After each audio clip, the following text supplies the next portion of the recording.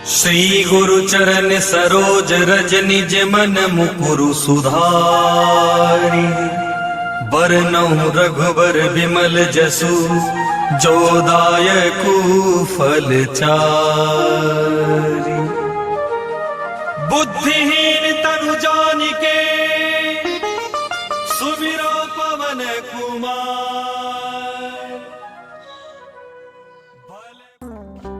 नमस्कार दोस्तों, मैं हूं अभी राजस्थान के धौलपुर जिले में। यहाँ राजस्थान का धौलपुर जिला और मेरे पीछे आप पहाड़ी देख रहे होंगे। ये जो पहाड़ी है राजस्थान की, ये अरावली पर्वतमाला श्रृंखला में है। ये हम आ गए मुचकुंद। राजा मुचकुंद देवासुर संग्राम के बाद इसी मुचकुंद पर्वत पर विश्राम कर रहे थे और आज हम इस पर्वत के दर्शन करेंगे और आप सभी बंधुओं को भी दर्शन करवाएंगे।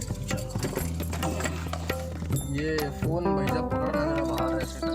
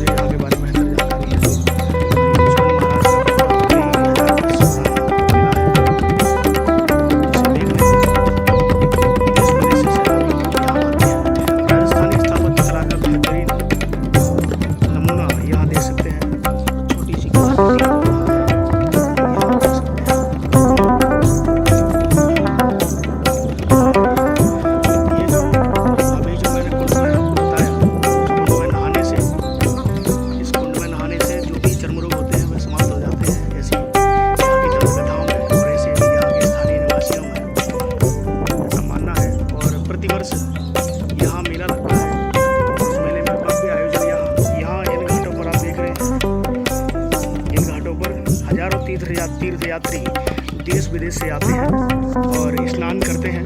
क्योंकि सभी हमारे यहाँ मानना है, यानी कि इस क्षेत्र में मानना है कि जिस व्यक्ति ने पूरे भारत में जितने भी तीर्थ हैं सारे कर लिए, अगर मुचकुंद का तीर्थ नहीं किया, यानी कि इस मुचकुंद में नहीं आए, तो समझ लीजिए आपने सारे तीर्थों का फल नहीं मिलेगा। यानी तीर्थों का भांजा जो है तीर्थराज मुचकुंद को कहा जाता है। और साथ ही देखिए, राजस्थानी भारतीय स्थापत्य कला का बेहतरीन नमूना, उत्कृष्ट उदाहरण आप ये देख रहे हैं। मैं जूम करके दिखा रहा हूँ। ऊपर जालियों में किस प्रकार से नक्काशी करके जो है जालियों को उकेरा गया है, उनमें कलाकृतियाँ बनाई गई हैं। यहाँ किसी भी दीवार में जो है सीमेंट, सरिया या किसी, ये निम्बार का पीठ है, मदन मोहन जी का मंदिर है, स्टेट धौलपुर की रानियों का गुरुद्वारा है, इसलिए इसको रानी गुरु कहा जाता है जी। यहाँ विशाल मेला लगता है साल में आदि भागों बलदेव छठ, जो ऋषि पंचमी में संतों का स्नान होता है और फिर वो मोहरी वगैरह सिराई जाती है। बहुत विशाल मेला, 7-8 लाख की भीड़ होती है। राजस्थान, यूपी, मध्य प्रदेश, 3 प्रांत के लोग यहाँ इकट्ठे होते हैं। बहुत विशाल मेला साल में एक लगता है।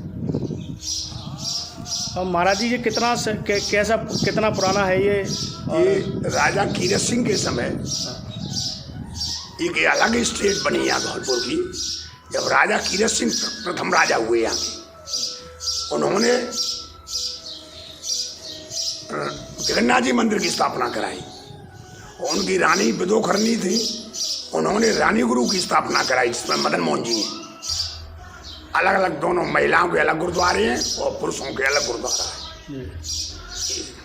ये मचकुंड को मतलब कब से तीर्थराज के रूप में जाना जाता है? ये तो द्वापर में जब कृष्ण का अवतार हुआ, कंस का वध हुआ, तो कंस का ससुर था जरासंध, उन्होंने मथुरा पर 17 बार चढ़ाई की जी। कृष्ण ने उनको पराजित कर दिया जी जब एक मत्स्य देश का एक राजा था और कारगिल ऋषि का पुत्र था कालियावन जी।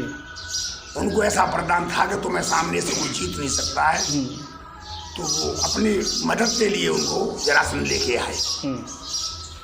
भगवान को पता था कि धौलागढ़ की कंदरा में एक ऋषि सोए हुए हैं, उनका नाम है मुचकुंद। उनको ऐसा वरदान है कि उन्हें कोई जगाएगा वो भस्म हो जाएगा। इसको ऐसा वरदान है कोई सामने से इसको हरा नहीं सकता है। तो रणछोड़ नाम जो भगवान कृष्ण का पड़ा है, इस प्रसंग से जुड़ा हुआ है। भागवत में 10वें स्कंद में इसकी कथा आती है और वहां से रण को छोड़ के वो भागे है। और इस गुफा में जो आज मोनी सिद्ध गुफा के नाम से जानी जाती है धौलपुर में, उस गुफा में वो ऋषि सोए हुए थे मुचकुंद महाराज। तो कृष्ण छिप गए, अपनी पीतांबली उन पर डाली। तो उन्होंने जाना है कृष्ण मुझे गुमराह करके सो रहा है, तो उसने कालियावन ने लात का प्रहार किया। जब पीतांबली हटाई तो उनकी नेत्रों की ज्वाला पड़ते ही वो कालियावन भस्म हो गया। ऐसी यहाँ की कथा है। साथियों, यही वो स्थान है जहाँ पर मुचकुंद महाराज शयन मुद्रा में पीतांबरी ओढ़कर सोए थे और वहाँ ऊपर मुसलमानों ने कब्जा करके यहाँ मस्जिद का निर्माण कर लिया है कि हिंदू समाज हमारा सोया हुआ है। ये आप देख रहे हैं, ये मुचकुंद महाराज का मंदिर, यहाँ से जाते हैं और अभी आपको वह पवित्र गुफा भी दिखाएंगे जहाँ मुचकुंद महाराज सोए हुए थे।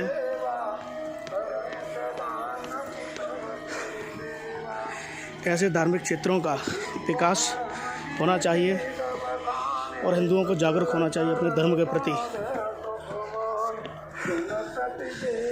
ये हम लोग आ चुके हैं, सामने ही मुचकुंद महाराज जी की गुफा है जहाँ मुचकुंद महाराज सोए हुए थे।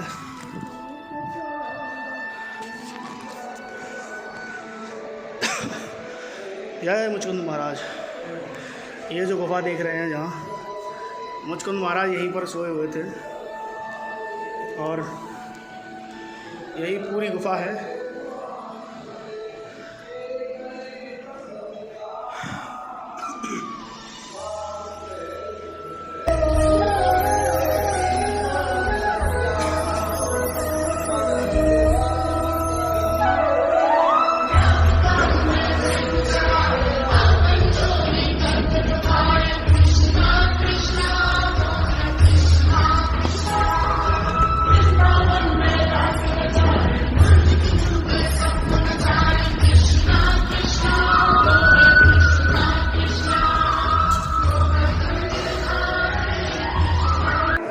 आज हम धौलपुर के मुचकुंद में और यह है मौनी सिद्ध पहाड़ जो पूरे विश्व में विख्यात है, जहाँ मुचकुंद महाराज कई हजारों वर्ष युद्ध करने के पश्चात शयन मुद्रा में थे।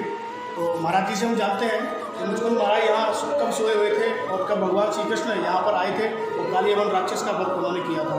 तो महाराज यहाँ पे आके महाराज आए थे, कृष्ण भगवान आए थे, पीछे पीछे काली आए थे।